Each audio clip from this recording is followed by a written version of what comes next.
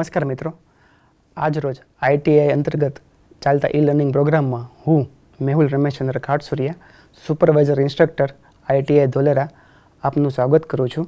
આજે આપણે ITIમાં ચાલતા કોમ્પ્યુટર ગ્રુપ અંતર્ગતના જાવાસ્ક્રિપ્ટમાં કઈ રીતે આપણે તેમાં એનિમેશન અને મલ્ટીમીડિયા યુઝ કરી શકીએ છીએ તેની વિશે આપને તાલીમસર માર્ગદર્શન આપવાનો છું. આપણે દરેક રોજબરોજની વેબસાઇટમાં કે વેબ ઉપર જોતા હોઈએ છીએ કે કોઈ પણ વિડીયો કઈ રીતે પ્લે થાય છે, બરાબર છે. યુટ્યુબમાં આપણે ઘણીવાર જોઈએ છીએ કે વિડીયો પ્લે થાય છે પણ આપણને જાણવાની ઉત્સુકતા હોય કે ભાઈ આ કઈ રીતે કામ કરે છે, બરાબર છે. તો એ આપણે આજે શીખવાના છીએ. તો મિત્રો, આજે આપણે જાવાસ્ક્રિપ્ટમાં બે ટોપિક વિશે શીખવાના છીએ. એક તો એનિમેશન. એનિમેશન એવી વસ્તુ છે કે આપણે જેનાથી કોઈ પણ વસ્તુ છે એને કોઈ પણ પ્રકારનું આપણે એનિમેટેડ કરી શકીએ છીએ. અને મલ્ટીમીડિયા છે કે કોઈ પણ વિડીયો છે, ઓડિયો છે એ પ્લે કરવો હોય વેબસાઇટમાં તો કઈ રીતે થાય. આપણે વેબ બ્રાઉઝરમાં પ્લે કરવા માટે જાવાસ્ક્રિપ્ટ આપણને એક એડવાન્ટેજ આપે છે અને HTMLમાં આપણે એનો ઉપયોગ કરી શકીએ છીએ, બરાબર છે. જાવાસ્ક્રિપ્ટ અને HTMLથી આપણે આજે એનિમેશન અને મલ્ટીમીડિયાની જે ડિફરન્ટ જે ટેગ છે, આઈ ફ્રેમ છે, એમ્બેડ છે, બરાબર છે, એની વિશે આપણે શીખવાના છીએ. તો મિત્રો, આજે આપણે જાવાસ્ક્રિપ્ટમાં એનિમેશન અને મલ્ટીમીડિયા એની વિશે આપણે શીખવાના છીએ. એનું આપણે તાલીમસર આજે માર્ગદર્શન આપું છું. કે આપણે ઘણીવાર સાંભળ્યું હોય છે કે ભાઈ HTML છે, જાવાસ્ક્રિપ્ટ છે અને CSS કે ભાઈ કેસ્કેડ સ્ટાઇલ શીટ છે તેનો ઉપયોગ કર્યો અને આ વેબસાઇટમાં આ રીતે ઉપયોગ કર્યો અને એ કઈ રીતે ડિઝાઇન કર્યું એ આપણે ઘણી વખત આપણે જોયું હોય છે કે ભાઈ આ રીતની ડિઝાઇન બનાવેલી છે તો એ કઈ રીતે બને છે, બરાબર છે. એ એનિમેશન કઈ રીતે થાય છે. તો ભાઈ આપણે અહીંયા સૌથી પહેલાં જોઈએ કે ભાઈ HTMLમાં એક ટેગ છે સ્ટાઇલ. આ સ્ટાઇલ ટેગ છે એની અંદર આપણે જે કેસ્કેડિંગ સ્ટાઇલ શીટ છે એ લખવાની હોય છે. જેમ આપણે સ્ક્રિપ્ટ ટેગની વચ્ચે આપણે લખીએ છીએ જાવાસ્ક્રિપ્ટ, એમાં CSS છે એ આની અંદર લખવાની હોય છે, બરાબર છે. આ એનો કન્ટેનર છે, એનો ID છે. માય કન્ટેનર છે એ કોઈ પણ એક ડિવિઝન હોય છે, બરાબર છે. HTMLની આ એક ટેગ છે, ડિવિઝન ટેગ, બરાબર છે.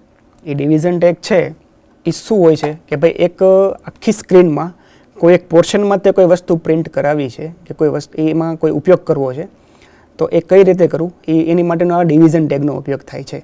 કે ભાઈ આખી સ્ક્રીન નહીં પણ આમાં અમુક પાર્ટ હોય, બરાબર છે, તો એ પાર્ટમાં જે આપણે પ્રિન્ટ કરાવવું છે કે એમાં જ કોઈ એક્સેસ કરી શકીએ કોઈ પણ વસ્તુ, એની માટેની ટેગ છે. એને આપણે નામ આપ્યું છે માય કન્ટેનર.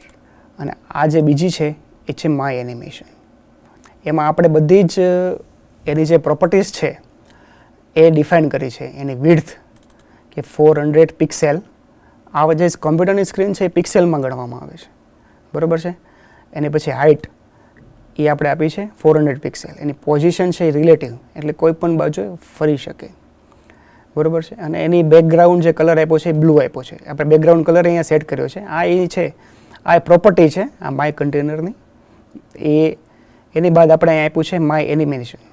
એનિમેશનની આપણે જે ટેગ છે, બરાબર છે, એમાં અંદર આપેલી છે એની વિડ્થ, હાઇટ, પોઝિશન એબ્સોલ્યુટ આપેલી છે કે ભાઈ એની પોઝિશન છે એ ફિક્સ રહેશે, બરાબર છે. એની ફિક્સ એટલે જ્યારે પણ એને આપણે કોઈ પણ રીતે ચલિત કરીએ તો એ ચલિત વેરિયેબલ છે, વેરિયેબલ થઈ શકે. અને એનો કલર આપણે બેકગ્રાઉન્ડ કલર સેટ કર્યો છે રેડ, બરાબર. હવે આપણે એક અહીંયા બટન બનાવ્યું છે કે ભાઈ આ એનિમેશન છે આપમેળે રન ન થાય. એની માટે આપણે શું કરીએ કે ભાઈ જ્યારે પણ આપણે ક્લિક બટન છે એ ક્લિક બટન ઉપર ક્લિક કરીએ, બરાબર છે, ત્યારે ત્યાં ઇવેન્ટ થવી જોઈએ, એમનેમ ના થવી જોઈએ કે ભાઈ જ્યારે પણ વેબસાઇટ લોડ થાય તો સીધી એ ઇવેન્ટ થવા માંડે, એ ના થવું જોઈએ, બરાબર. એટલે આપણે અહીંયા એક બટન કરીને ટેગ છે HTMLની, એમાં એક ઇવેન્ટ છે ઓન ક્લિક, કે જ્યારે પણ આપણે બટન ઉપર ક્લિક કરશું ને ત્યારે જે ઇવેન્ટ થશે. બાકી હોવર ઇફેક્ટ એ આવે છે કે જો આ છે એ હોવર ઇફેક્ટ છે. આ કર્સર ફેરવું છું તો અહીંયા અમારી હોવર ઇફેક્ટ, પણ આ હોવર ઇફેક્ટ તરીકે કામ ન કરે, જ્યારે એની પર ક્લિક કરું ત્યારે જ કામ કરે. હવે અહીંયા બે ડીવ બનાવેલા છે, બરાબર. એ ડીવમાં આપણે એના ID આપેલા છે માય કન્ટેનર. આ માય કન્ટેનર છે એની અંદર માય એનિમેશન આપેલું છે, એની અંદર જ તે કામ કરશે, એની અંદર જ રહેશે. હવે હું સ્ક્રિપ્ટ છે એ રન કરવાનો છું. આ સ્ક્રિપ્ટ આપણે અહીંયા ડિફાઇન કરેલી છે કે વેરિયેબલ છે ID. ID છે એક વેરિયેબલ છે, એ ડિફાઇન કરવાની રીત છે જાવાસ્ક્રિપ્ટમાં કે જે તમે અગાઉ શીખ્યા હશો. અત્યારે એની કોઈ વેલ્યુ નથી એટલે એને નલ આપી છે. હવે એક ફંક્શન છે, ફંક્શન લખ્યું છે માય મૂવ. આ ફંક્શન ક્યારે કોલ થશે કે જ્યારે પણ આપણે આ ક્લિક મી ઉપર જે બટન છે એની ઉપર ક્લિક કરશું ત્યારે જ આ ફંક્શન કોલ થશે. હવે આપણે અહીંયાથી બીજો છે વેરિયેબલ છે એલિમેન્ટ છે, એલિમેન્ટ કરીને છે એનો શોર્ટ ફોર્મ છે એલિમેન્ટ, કે જે document dot get element by ID my animation, કે આ જે ડીયુ છે બરાબર છે એના આઈડી તરફથી એને આપણે આ એલિમેન્ટમાં વેરિયેબલમાં એની પોઝિશન લઈ લીધેલી છે. હવે આપણે આ બીજી એક પોઝિશન ડિફાઇન કરીએ છીએ 0, બરાબર, કે 0 આપણે ડિફાઇન કરીએ કે એની જે બાય ડિફોલ્ટ વેલ્યુ હશે 0 હશે. ક્લિયર ઇન્ટરવલ, સેટ ઇન્ટરવલ, આ બે જે છે એ જાવાસ્ક્રિપ્ટની બાય ડિફોલ્ટ ફંક્શન છે કે જે શું કરશે કે જે ક્લિયર ઇન્ટરવલ છે એ છે આપણે ઇન્ટરવલ જે આપેલો છે એને ક્લિયર કરે છે. કે માનો કે આપણે કોઈ ફ્રેમ છે, ફ્રેમને સેટ ઇન્ટરવલ છે એ સેટ કરે છે કે કોઈ ફ્રેમ છે એ કેટલા સમય સુધી એક બાજુથી બીજી બાજુ સુધી મૂવ કરશે. તો એ મૂવ કરવા માટે આપણે એને ડિફાઇન કરવું પડે છે કે ભાઈ એ છે 10 સેકન્ડ. આ જે છે ફંક્શનમાં ફ્રેમ છે, ફ્રેમનું આપણે પોઝિશન પાસ કરવાની હોય અને એનો ઇન્ટરવલ આ સેકન્ડ છે ભાઈ એ એટલી સેકન્ડ સુધી પાસ, એનો જે ટાઈમ છે એ ટાઈમ ડ્યુરેશન આપવાનો હોય છે. અત્યારે આપણે આઈડી આપેલી છે જે એ આપણે અત્યારે નલ છે, બરાબર, એને ઇન્ટરવલ છે ક્લિયર કરેલો, આજે આપણે વેરિયેબલ અહીંયા ડિફાઇન કરેલો છે. હવે આપણે એ ઇન્ટરવલને ફ્રેમ છે એ સેટ કરી આપશું. આ ફ્રેમ છે એ ફંક્શન છે, ફંક્શન કોલ થશે એટલે જો પોઝિશન 350 હશે તો એ ઇન્ટરવલ ક્લિયર થઈ જશે એટલે એની વેલ્યુ પાછી 0 થઈ જશે. પણ જો નહીં હોય તો એ પોઝિશન છે એ આપણે એક એડ થતી જશે બંને બાજુ. આ આપણે એલિમેન્ટ ડોટ સ્ટાઇલ ડોટ ટોપ અને લેફ્ટ, એનાથી આપણે એ એલિમેન્ટની જે સ્ટાઇલ હોય છે, આજે આપણે ઉપર સ્ટાઇલ ડિફાઇન કરી, બરાબર, એ સ્ટાઇલ છે એને પણ આપણે નવી નવી દર વખતે વેલ્યુ આપશું કે જેનાથી એ આગળ ઉપર મૂવ કરી શકે. હવે આપણે આને રન કરીને જોશું એટલે આપણને ખ્યાલ આવે. હવે જુઓ મિત્રો, અહીંયા દેખાય છે, બરાબર છે, અહીંયા આપણે કોન્સોલ છે, આપણે ક્લિક કરશું એટલે આ ડિવિઝન છે, આખી સ્ક્રીનમાં નથી લીધું, આ ડિવિઝન છે અને એની અંદરનું એક એનિમેશનનું ડિવિઝન છે. એ બેને આપણે અલગ અલગ કલરથી ડિફાઇન કરેલું છે. એનાથી આપણને ખ્યાલ આવશે કે ભાઈ આ કન્ટેનર અને અંદર છે એનિમેશન. તો આ જે છે કન્ટેનર અને એની અંદર છે આ એનિમેશન છે, બરાબર. હવે હું રન કરીશ એટલે આપણને આઈડિયા આવશે. ક્લિક મી ઉપર ક્લિક કરું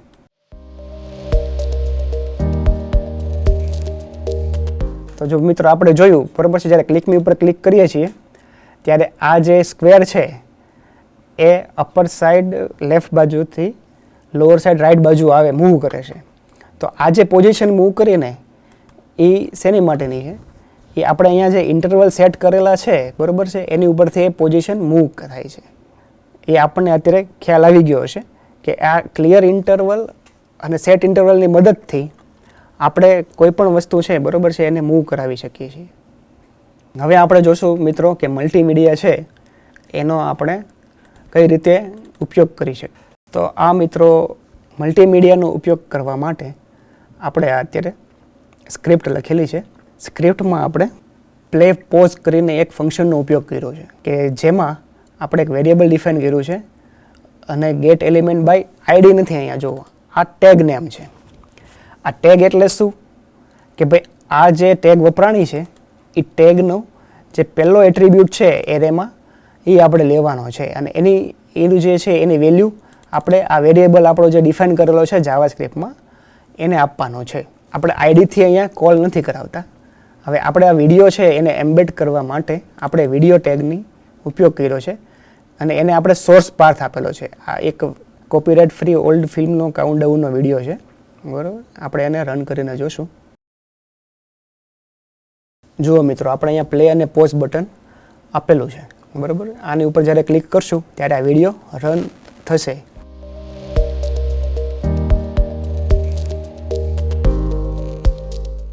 હવે મિત્રો જ્યારે પણ હું આની ઉપર ક્લિક કરીશ ને ત્યારે આ ફંક્શન છે ને એ જાવાસ્ક્રિપ્ટનું ફંક્શન કોલ થશે. એ ટેગ ગોતશે. આ document dot get element by tag name, તો આ ટેગ છે એ આ સ્ક્રિપ્ટમાં ડિફાઇન છે. હા, સ્ક્રિપ્ટમાં ડિફાઇન છે. તો એની જે 0th વેલ્યુ છે, બરાબર, ફર્સ્ટ વેલ્યુ શું છે એ ફર્સ્ટ વેલ્યુ એને આપશે. ફર્સ્ટ વેલ્યુમાં શું ડિફાઇન કર્યું છે આપણે? સોર્સ, કે ભાઈ આ વિડીયો છે એનો સોર્સ ક્યાં છે? તો એ સોર્સ આપણે આ ફાઇલમાં પાથ આપેલો છે.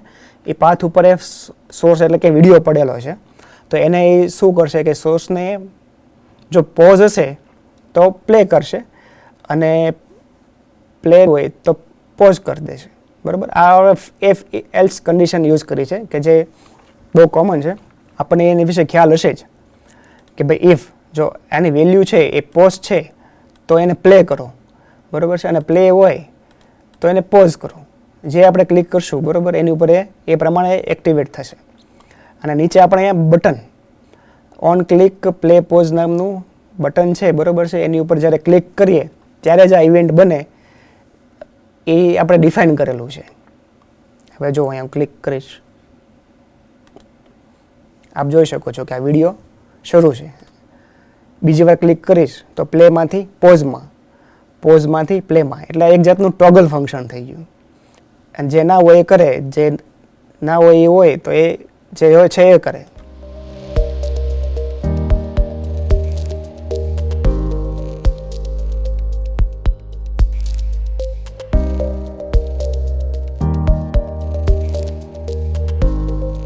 તો મિત્રો, આ આપણે જોયું કે કોડની મદદથી કોડ લખીને આપણે આ વસ્તુને પોસિબલ કરી. પરંતુ એવું હોય કે ભાઈ આપણે કોડ લખ્યા વગર કરવું હોય કે આ રીતે જ આવે, તો એની માટેની આપણે HTMLમાં તે આપવામાં આવેલી છે ટેગ એમ્બેડ કરીને. તો એમ્બેડ ટેગમાં આપણે શું કરવાનું હોય છે કે એમાં સોર્સ ડિફાઇન કરી દેવાનો હોય છે, સોર્સ, અને એની વિડ્થ અને હાઇટ, કે ભાઈ વિડીયો કઈ રીતનો, કેટલી હાઇટ અને કેટલી વિડ્થ હોવી જોઈએ એનો રાખવો છે. તો એની મદદથી આપણે ડાયરેક્ટ પણ એક્સેસ કરી શકીએ છીએ. એની માટે આ જાવાસ્ક્રિપ્ટનો કોડ લખવાની પણ જરૂર નથી. આપણે આ એમ્બેડ મેથડ ઉપર કરીએ. જુઓ મિત્રો, આપ જોઈ શકો છો અહીંથી પ્લે અને પોઝ બટન આપેલું જ છે.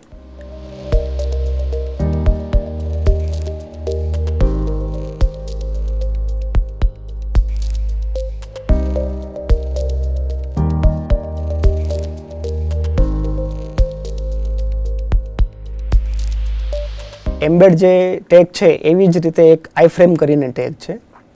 આઈફ્રેમ ટેગનો ઉપયોગ કરીને તે પણ આપણે આ વિડીયો છે એને પ્લે અને પોઝ કરી શકીએ છીએ. કોઈ પણ વિડીયો રન કરવો હોય તો એ રન એવી રીતે થઈ શકે છે. એમાં સિમ્પલ જ છે, આઈફ્રેમમાં સોર્સ આપવાનો છે, પછી ફ્રેમની જે બોર્ડર છે એ ડિફાઇન કરવાની હોય છે, અને અલો કરીને ફૂલ સ્ક્રીન આપવાની હોય છે કે જે સ્ક્રીન છે, બરાબર છે, એ એક્સેસ કરી શકે. અહીંયા આપણે એના એટ્રીબ્યુટ ડિફાઇન કરી દીધેલા છે ટેગના: એક્સેલરોમીટર, ઓટો પ્લે અને ઇન્ક્રિપ્ટેડ મીડિયા અને પિક્ચર ઇન પિક્ચર, કે ભાઈ એની અંદર તે પિક્ચર છે આવે, એની બહાર ન જતું રહે. સેન્ટર ટેગની વચ્ચે ડિફાઇન કરેલું છે. આપણે આને રન કરીને જોઈએ. આઈફ્રેમ HTML. હવે આપ અહીંયા મિત્રો જોઈ શકો છો કે વિડીયો રન થાય છે અને પોઝ ઉપર કરીએ તો પોઝ થઈ જાય છે.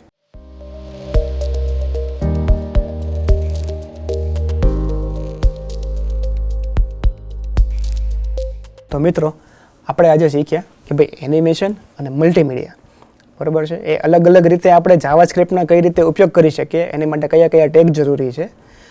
એનિમેશન ટેગ માટે આપણે સ્ટાઇલ ટેગ છે, ડિવિઝન ટેગ છે, અને મલ્ટીમીડિયા માટે આપણે જોયું કે આઈફ્રેમ ટેગ છે, એમ્બેડ ટેગ છે, બરાબર છે. એ અલગ અલગ આપણે એનો ઉપયોગ કરીને કે ફંક્શનની મદદથી તે આપણે એને શીખી શકીએ છીએ કે કોઈ પણ જાતનું એનિમેશન બનાવવું હોય કે કોઈ પણ જાતનું મલ્ટીમીડિયા બનાવવું હોય તો એ આપણે એમાં એડ કરી શકીએ છીએ.